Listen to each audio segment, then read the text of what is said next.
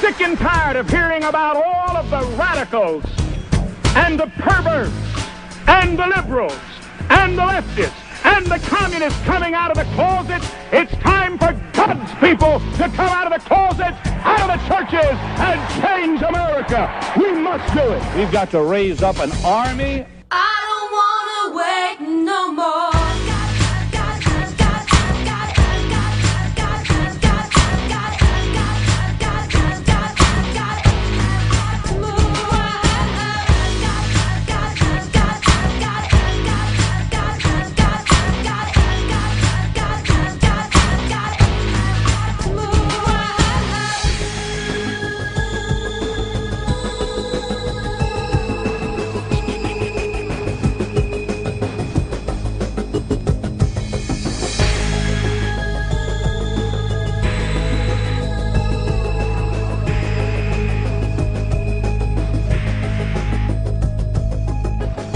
Let me propose something.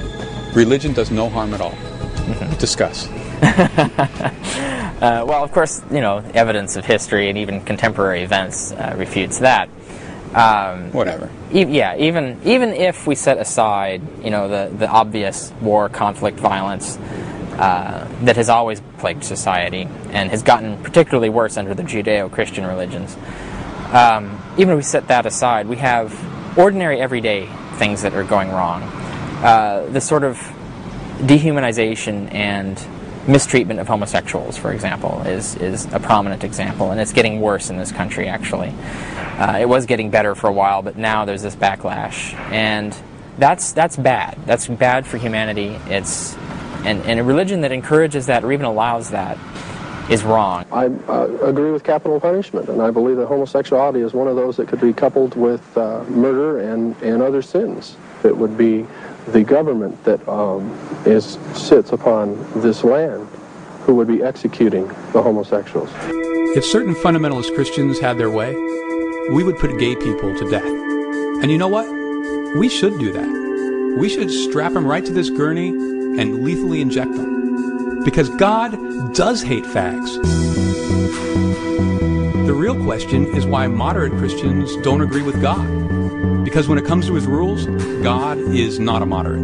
Don't you commit yourself to some political party or politician. You commit yourself to the principles of God and demand those parties and politicians align themselves with the eternal values in this book. And America will be forever the greatest nation on this earth.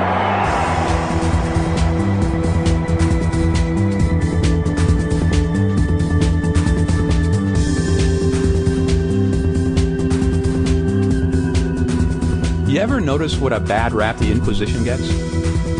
Even some Christians today think it was a bad idea. But how could it be a bad idea?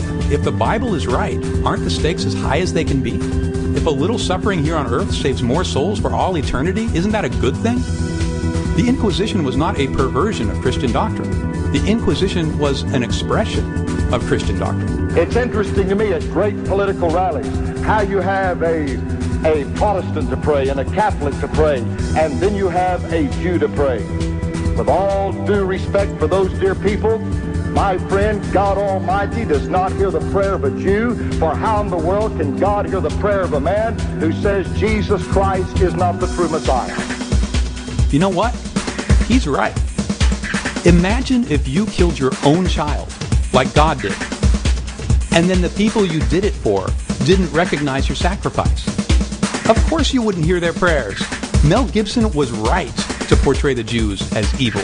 These must be the most despicable people on earth. Unless this book is wrong. And if this book is wrong, what the hell is moderate Christianity? Jesus was only sort of the Son of God? He only somewhat rose from the dead? Your eternal soul is at stake, but you shouldn't make a big deal out of it? Moderate Christianity makes no sense. Is it any wonder that so many people choose the Christian leaders who actually have the courage of their convictions? Many people imagine that belief in the end of days and the idea that Jesus is in this generation likely to come down out of the clouds and save the day, we imagine that this is a fringe conviction. It really isn't. The rapture is described in the Bible in 1 Thessalonians chapter 4, verses 16 and 17, as being when Jesus Christ comes back to earth and takes up his church to heaven. And the church is all the people that are believers in him and not the buildings. 22% of Americans claim to be certain that Jesus is going to come back to earth and judge the living and the dead sometime in the next 50 years. Another 22% think he probably will. So that's 44% of the electorate who are basically convinced that he's coming back in their lifetime. Personally, I think it's going to happen within my lifetime. I'm 47 now, and if I live a normal life, then that would be in the next 20 or 30 years. Now, when you unpack what that conviction entails, it is perfectly maladaptive to planning for a sustainable future for the human race. It's maladaptive, certainly when it comes time to avoid global conflict, because by the lights of these prophecies, global conflict is actually the precursor to Jesus coming back. Hearing different Bible scholars saying the things that are going on in the world today, pretty much everything has happened that the Bible said has to happen before the return of Jesus Christ. So if it's all happened, we're pretty much ready to go at any moment.